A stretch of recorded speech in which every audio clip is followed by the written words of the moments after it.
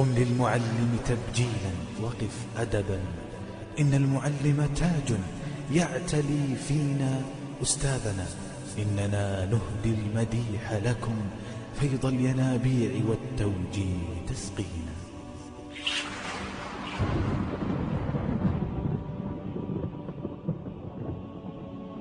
قم للمعلم تبجيلا وقف أدبا. بسم الله الرحمن الرحيم.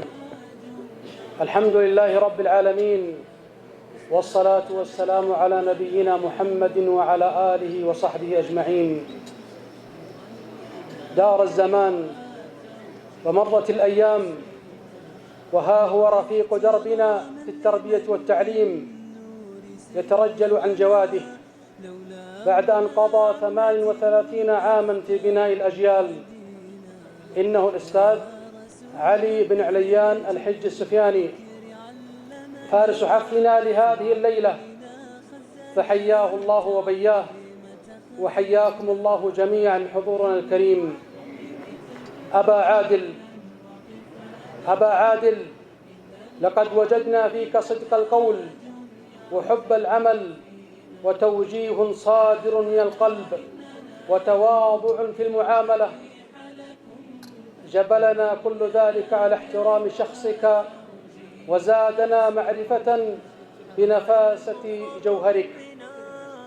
أيها الفارس، ها أنت تترجل عن صهوة جوادك في ميدان العمل الوظيفي، وأملنا أن تمتطي صهوة جواد أقوى من سابقه في ميدان الحياة، لأنه ميدان فسيح لا ينافس فيه إلا قوي الشكيمة شديد المراس، وأنت أهل لذلك لما عرفناه عنك من قوة وجلد في صبرك وقبولك التحدي.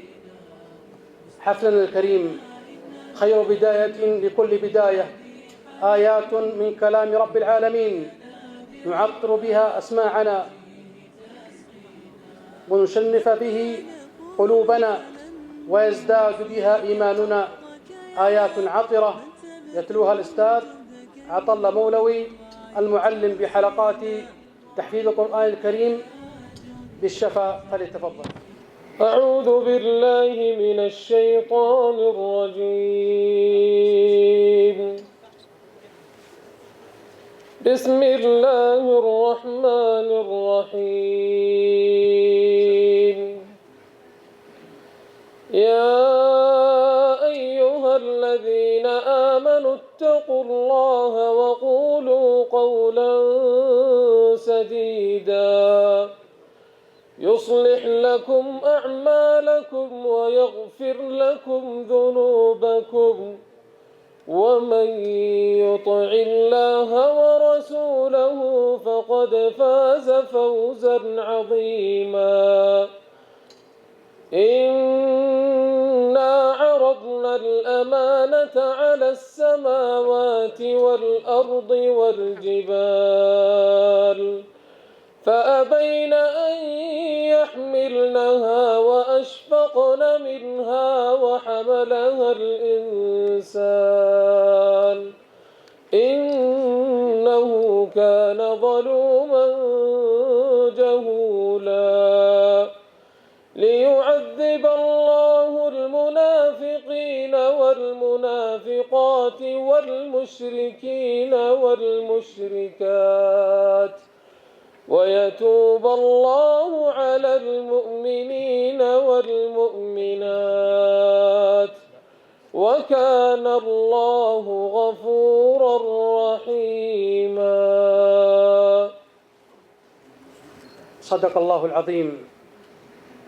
أبا عادل، كم من صفات رسمت معالمها وشيدت صروحها من عطائك المتميز وإبداعك المبهر وشخصيتك الحكيمة المتزنة وتشجيعك الذي كان له دافعا للسعي والكد لتحقيق الأفضل. وكيف لا وأنت قد كنت مصنع الأبطال، فنعم الرجل أنت. لا نقول وداعا، فأنت ستبقى بالقلب ستبقى بصماتك لؤلؤة تسكن في قلب محارة. فها هي الأيام تمضي سراعا ويمضي معها قطار العمر. سنوات مرت وكأنها لحظة هاربة فرت من عقار الزمن. حفلنا الكريم، إليكم الآن نبذة مختصرة عن سيرة فارسنا لهذه الليلة. إنه الأستاذ علي بن عليان الحج السفياني، المولود في منطقة الشفا عام 1378 الهجرة. تلقى تعليمه الابتدائي في مدرسة الحارث بن كلدة عام 1385 الهجرة. وواصل تعليمه للمرحلة المتوسطة في مدرسة مصعب بن عمير رضي الله عنه عام 1394 الهجرة. ثم التحق بمعهد إعداد المعلمين الثانوي عام 1398 وتخرج منها عام 1400 للهجرة.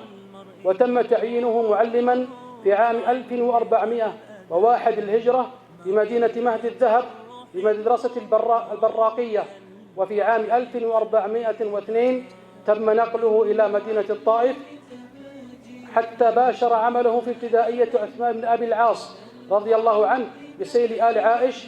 ثم انتقل إلى مدرسة الفرع عام 1430 للهجرة، واصل فيها عمله التربوي والتعليمي حتى تقاعد هذا العام في 1/7/1438 للهجرة.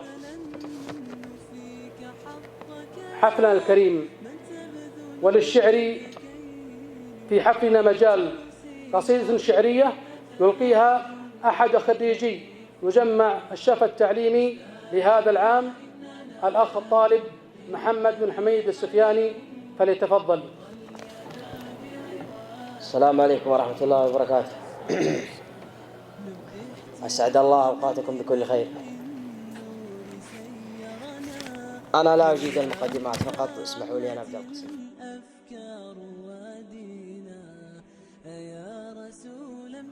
يا لا لا يا لا لا لا يا لا لا لا يا لا لا لا لا يا لا لا يا لا لا لا يا لا لا لا يا لا لا لا لا هجوا سيف اللوازم بالمحافل كاسرة للتيم تسر اللي لها في بداية المضمار يبرها توارد ما تهاب من الخسارة مثل ورد الهيب تشوف بها الثقة بعيونها بالعين واخطاها وانا حضرتها في محفل التبجيل والتكريم عساها ترضي الجمهور وانا كاسب رضاها عشانك يا على الحجي هذا التنظيم والتقديم يا كفو المرجله والقدوه اللي ما نسيناها تشوف الكرنفال اللي لاجل شروك والتنظيم هذا ناتج مسيرتك البطوليه ومبداها تفاخر فيك وجهودك فاخر بدارة التعليم تثمن لك جهودك والجميع يتابع صداها جهودك ما يبحصيها القلم لو حاول التقييم ولا يمكن يقيمها ويجمع لك مزاياها جهودك كأنها الهمال من فكرك وفكرك غيوم ساقها الله تروي العطشان من ماها على فراقك دموع دارة التعليم مثل الديم وهذه مسيرة سنة الدنيا وممشاها ولكن مع وجود اللي سواتك ما عليها ضيم تواصل سيرة التطوير للتعليم وابنها ومن شان الزمال يا بعاد الجالك التكريم علشان آخر اللحظات نسعد في ثناياها جهود من الجميع متممين الحفل ذات تتميم نقدمها وباسم أستاذ سامي قام مبناها، ولا من نهزمني ما تخاذل واعتذر وهيم، وبيت الطيب نعنا له ولو نصعب فما مشاها. من قال يا سلام؟ وعذر للحصل تقصير وانت كفو للتكريم، ومن قدم لنا الجزلة نبا نعطيه مجزاها. يقوله من بني سفيان شاعر له معاني قيم، بعد جته طلب من كفو لأجله قام سواها، ومن نبى الختام على النبي طه أفضل التسليم، صلاة الله عليه اعداد وجه الصبح ما جاها. سلام. حفلنا الكريم نعطر مجلسنا بكلمات نيرات مع الأستاذ الفاضل أحمد القرشي، فليتفضل مشكورا مأجورا. بسم الله الرحمن الرحيم. الحمد لله رب العالمين، وأصلي وأسلم على نبينا محمد وعلى آله وصحبه وسلم تسليما كثيرا إلى يوم الدين. أما بعد، بادئ ذي بدء أهنئ نجم هذه الليلة الأستاذ عادل المحتفى به، وأقول له أسأل الله أن يوفق لك ويبارك لك في عمرك. أما عن كلمتي أيها الكرام فهي عن رمضان. إن لله تبارك وتعالى نفحات، له مكرمات، له عطايا وهبات، والموفق من يتعرض لنفحات الله تبارك وتعالى. فالله عز وجل لم يضع هذه النفحات وهذه المكرمات ليعجز عباده ولا ليحرمهم، وإنما ليتفضل عليهم. ومن هذه النفحات أيها الكرام هذا الضيف الذي سيحل علينا بعد أيام، ألا وهو شهر رمضان المبارك. ووالله خير ما نستقبل هذا الشهر بثلاثة أشياء. الأمر الأول أن نفرح بقدومه، وأن نشكر الله تبارك وتعالى أن بلغنا إياه ونحن بصحة وعافية، وغيرنا كثير صاموا معنا رمضان الماضي وها هم اليوم يوسدون التراب، ولعلكم تعرفون الكثير منهم. الأمر الآخر الذي نستقبل به هذا الشهر هو التوبة الصادقة النصوح. صل لله ركعتين، أخرج تلك الدمعات، اندم على ما مضى وفات، ابدأ مع الله صفحة جديدة. كذلك مما نستقبل به هذا الشهر سلامة هذا القلب من الحقد والحسد والكبر والعجب والرياء والضغينة والكراهية والمقاطعة والتهاجر. ثم أيها الكرام، شتان بين صائم وصائم، فالناس مع الصيام على 3 درجات كما ذكر ذلك الغزالي عليه رحمة الله. الدرجة الأولى وهم كثير من الناس، وهو صيام العامة، وهم الذين يمتنعون عن المفطرات من الأكل والشرب والشهوة، ولكنهم يقعون في المحرمات، فتجدهم ينظرون إلى الحرام ويسمعون الحرام، يغتابون، يكذبون أحيانا، وهم صائمون ويمتنعون عن المفطرات. وهذا صيام العامة، وهو صيام سهل. الدرجة الثانية هو صيام الخاصة، وهم الذين يمتنعون عن المفطرات من الأكل والشرب، وكذلك يمتنعون عن المحرمات، وإن وقعوا تابوا، وهذه منزلة رفيعة. لكن هناك منزلة أعلى وهي لفئة قليلة من الناس، ألا وهي صيام خاصة الخاصة، وهم الذين يمتنعون عن المفطرات ويمتنعون عن المحرمات، وكذلك يجاهدون أنفسهم أن يبتعدوا أيضا عن المباحات. هذه منزلة عالية. دعونا نتفق هذه الليلة على أن نحقق أهداف محددة في رمضان. لا شك لكل إنسان أهداف، لكن هناك 3 أهداف لو نحرص أن نحققها في هذا الشهر والله فزنا فوزا عظيما. الهدف الأول الذي سنتكاتف هذه الليلة ألا يخرج رمضان إلا وقد حققناه، ألا وهو مغفرة الذنوب، أن تصبح صحيفتك بيضاء طاهرة، أن تبدل سيئاتك إلى حسنات. لا ينتهي عليك هذا الشهر إلا وقد بيض الله صحيفتك. أليس هذا شهر المغفرة؟ صعد النبي صلى الله عليه وسلم على منبره فقال صلى الله عليه وسلم آمين آمين، فسأله الصحابة عن ذلك فقال بأبي هو وأمي عليه الصلاة والسلام إن جبريل أتاني فقال رغم أنفه، يعني التصق أنفه بالتراب، من أدرك رمضان ثم لم يغفر له قل آمين، فقلت آمين. فما بالكم إذا كان الداعي هو جبريل عليه السلام والذي يؤمن هو محمد صلى الله عليه وسلم. ويقول صلى الله عليه وسلم وهو يتحدث عن رمضان قال من صام رمضان إيمانا واحتسابا غفر له ما تقدم من ذنبه. هذا الهدف الأول الذي نريد أن نحققه في هذا الشهر. الهدف الثاني أيها الكرام أن نعتق رقابنا من النار. إن لله في كل ليلة من رمضان عتقاء من النار، فهل نستطيع أن نعتق أنفسنا ورقابنا هذه السنة من النار؟ والله إنه لنعم المطلب. وأخيرا أيها الكرام، هناك ليلة واحدة هي ليلة القدر تساوي من الأجر الشيء العظيم، وهي من 10 ليال بل من 5. لنحرص جميعا أن نفوز بتلك الليلة. أسأل الله أن يبلغنا جميعا رمضان وأن يبارك لنا فيه وأن يتقبله منا، وشكر الله لكم جميعا، وصلى الله وسلم على نبينا محمد. أيها الحفل الكريم، لربان سفينتنا الأستاذ سامي بن حامد الطلحي قائد مجمع الشفا التعليمي كلمة بهذه المناسبة، فليتفضل مشكورا مأجورا. بسم الله الرحمن الرحيم. الحمد لله والصلاة والسلام على أشرف الأنبياء والمرسلين سيدنا ونبينا محمد وعلى آله وصحبه أجمعين.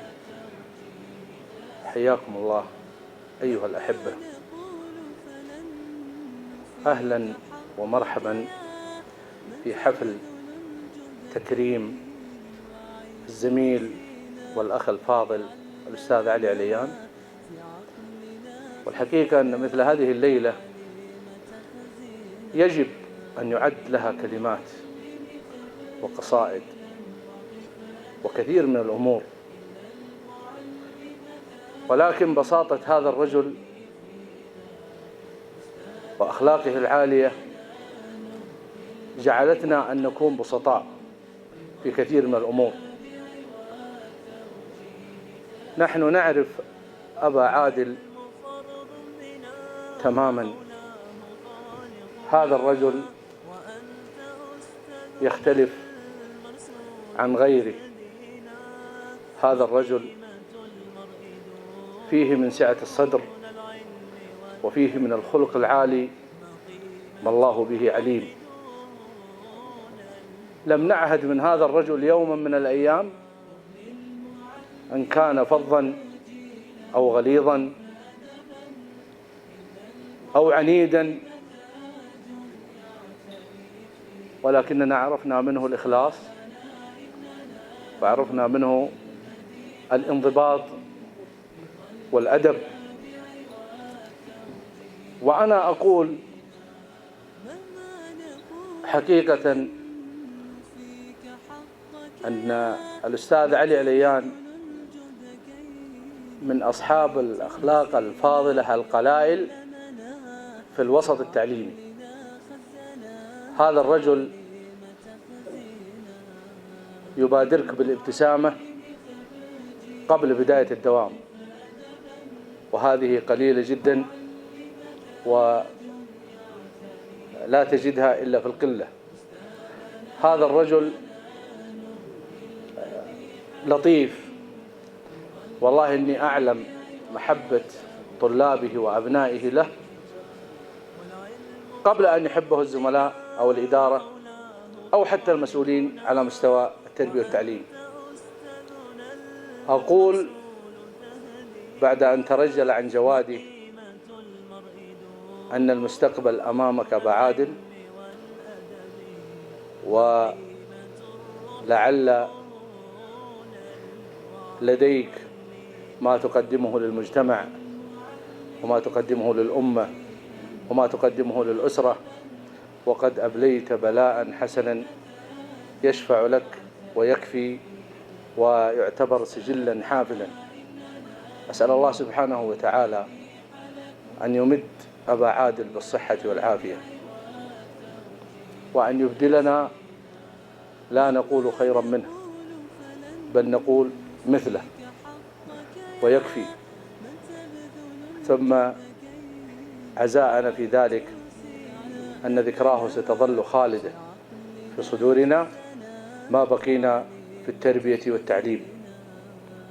ثم نسأل الله سبحانه وتعالى أن يمده بالصحة والعافية، وأن لا يجعل هذا اللقاء هو لقاءنا الأخير. والحقيقة أبا عادل بمعنى أصح نغبط أصحابه وأصدقائه وأقاربه، لأنه رجل متميز في الخلق، رجل له في صدور الناس الكثير والكثير. نسأل الله سبحانه وتعالى أن يمده بالصحة والعافية، وأكرر ترحيبي بالجميع. والحقيقة هذا الحفل أقل بكثير مما نكنه للأستاذ علي عليان، ولكن هو جهد المقل، ولعل ضغوط الدوام وقرب الاختبارات لم تمكننا أن نقدم للأستاذ علي عليان ما في القلوب، وأنا متأكد أن هذا لسان حال الزملاء جميعا. أكرر شكري وترحيبي بكم. السلام عليكم ورحمة الله وبركاته. أيها الحفل الكريم، قصيدة شعرية يلقيها الشبل أسامة بن أحمد القرشي أحد طلاب الأستاذ علي بن عليان السفياني، فليتفضل.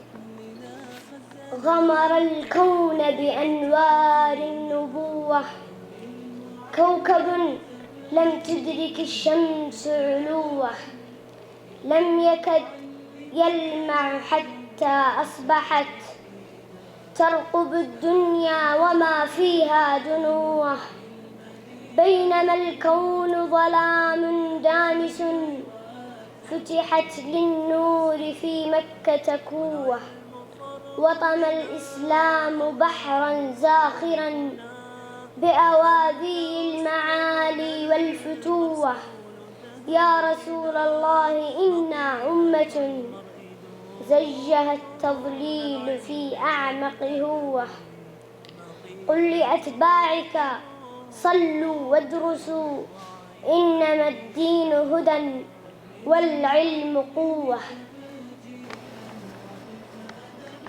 أيها الحفل الكريم، لفارسنا الأستاذ علي بن عليان السفياني كلمة بهذه المناسبة يلقيها نيابة عنه الأستاذ عبد الله بن مستور السفياني، فليتفضل مشكورا مأجورا.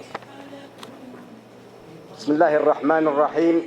الحمد لله الذي رفع رتبة العلم ودويه، وأعلى منزلة العلم وحامليه، وجعلهم للدين قواما، والصلاة والسلام على أشرف الأنبياء والمرسلين محمد بن عبد الله. أما بعد، زملائي الأعزاء، ضيوفنا الكرام، أحييكم بتحية الإسلام الخالدة. السلام عليكم ورحمة الله وبركاته. تتسابق الكلمات من ميدان الفكر، كل منها تريد أن تحظى بشرف تقديم عظيم الشكر والامتنان لله سبحانه وتعالى ثم للزملاء. يطيب لي في هذه المناسبة أن أقدم الشكر والثناء لإدارة التربية والتعليم لما بذلوه من جهود وتعاون طيلة عملنا، ولجميع الزملاء المعلمين بهذه المدرسة، فقد كانوا عونا لنا في إتمام العملية التعليمية على الوجه المأمول بتوفيق من الله. كما أود أن نقدم تحية إجلال وإكبار لمن كان لهم الفضل بعد الله تعالى في نجاح مسيرة العملية التربوية والتعليمية في هذا الصرح التعليمي الشامخ. والشكر موصول لزملائي الذين لم يدخروا جهدا إلا وبذلوه من حمل أمانة الرسالة العلمية الشريفة. أعزائي المعلمون، ألتمس منكم العذر عن أي تقصير تجاهكم، فميدان العمل لا يخلو من الحماس والإخلاص وقد ينتج عن ذلك بعض الهفوات الغير مقصودة. ولا أنسى وقفتكم وكريم تعاونكم معي خلال تواجدي بينكم في هذه المدرسة الرائعة. وفي الختام أسأل الله تعالى التوفيق للجميع لخدمة هذا الصرح الغالي على قلوبنا والذي هو أمانة في أعناقنا. وفي الختام أشكر زملائي في مجمع الشبه التعليمي وعلى رأسهم قائد المجمع الأستاذ سامي حامد الطلحي على هذا التكريم، ودعائي لكم بالتوفيق والسداد. وأسأل الله سبحانه وتعالى أن تكون أعمالنا خالصا لوجهه عز وجل. والسلام عليكم ورحمة الله وبركاته. أبا عادل، مثلك لن يكون من السهل على أي منا أن ينساه، وواجب علينا أن نكرم أمثالك ممن قضوا في سلك التربية والتعليم هذا العمر المديد، جعله الله في ميزان حسناتك، ويسر إخوانك تكريمك في هذه الليلة. أولا هدية مقدمة من الشيخ عبد الرحمن بن نويجع السفياني.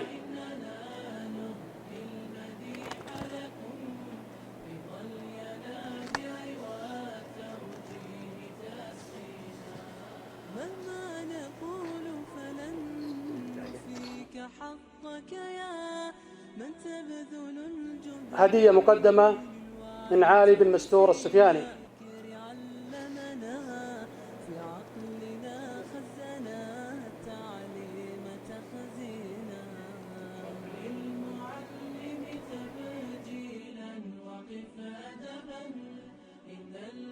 هدية مقدمة من عودة مستور السفياني.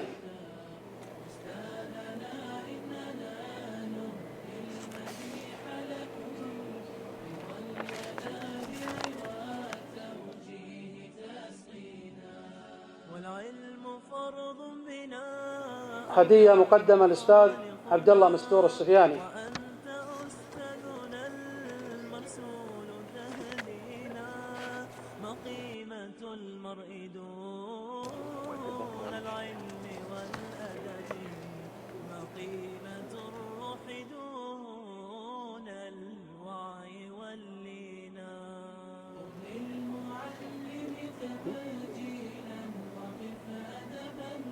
هدية مقدمة من عيسى مستور السفياني، وهي عبارة عن بشت.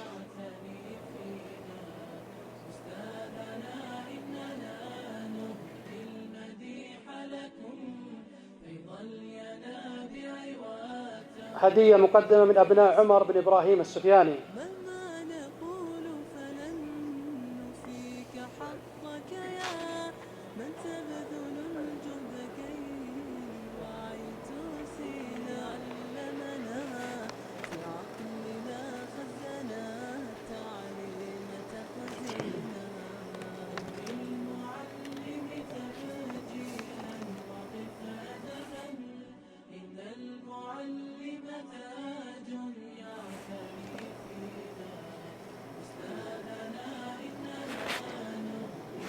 هدية مقدمة من عيد عبد الرحمن السفياني.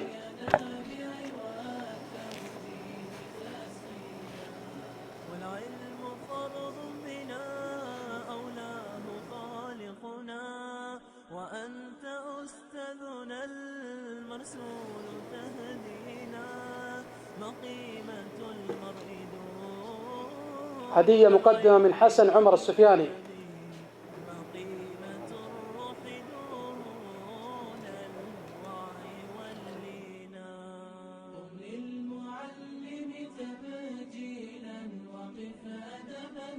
هدية مقدمة من خالد عالي السفياني.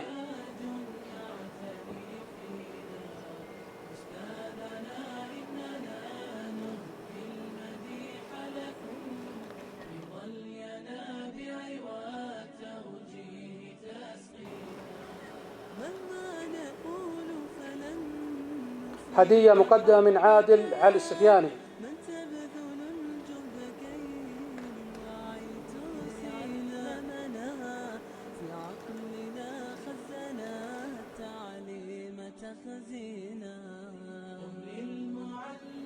هدية مقدمة من حامد رداد السفياني.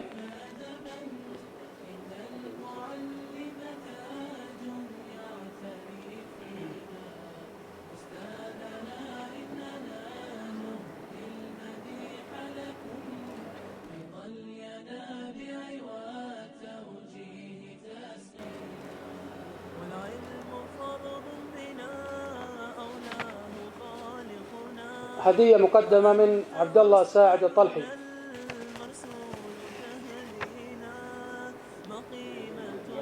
نيابة عنه أستاذ عبد العزيز الطلحي.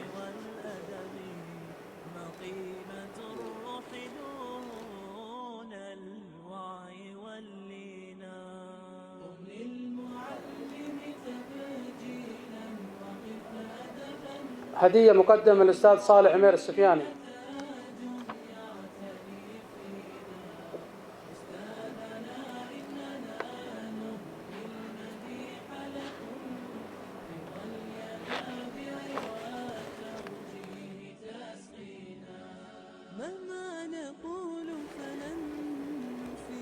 هدية مقدمة للأستاذ عبد الغني مقبول المنصوري.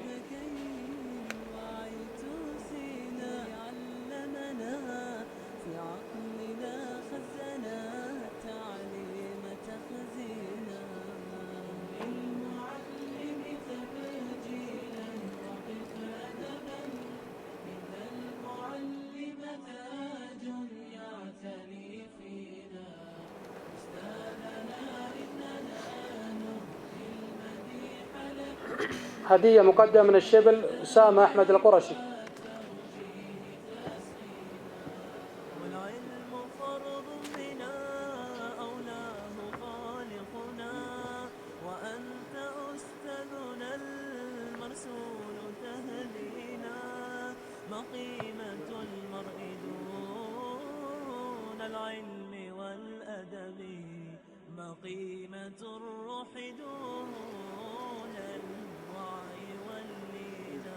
هدية مقدمة من الأستاذ عادل عبد الله السليماني.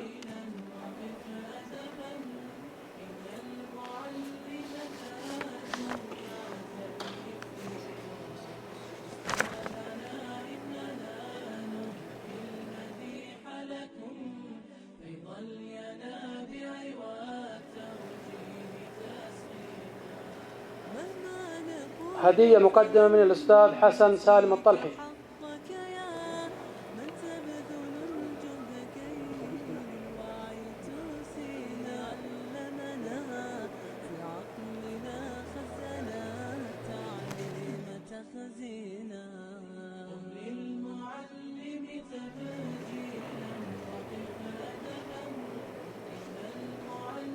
هدية مقدمة من الأستاذ إبراهيم فاضل السفياني.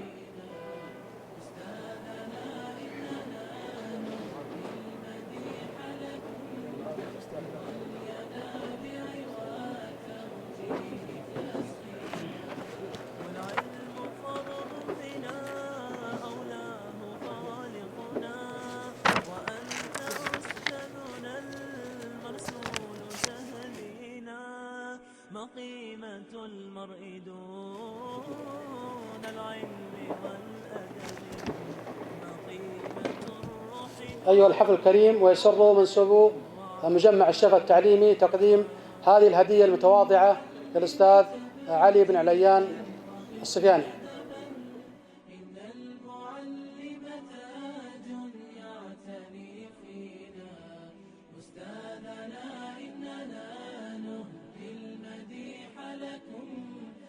شكر الله لكم حسن استماعكم وإنصاتكم، وحياكم الله جميعا.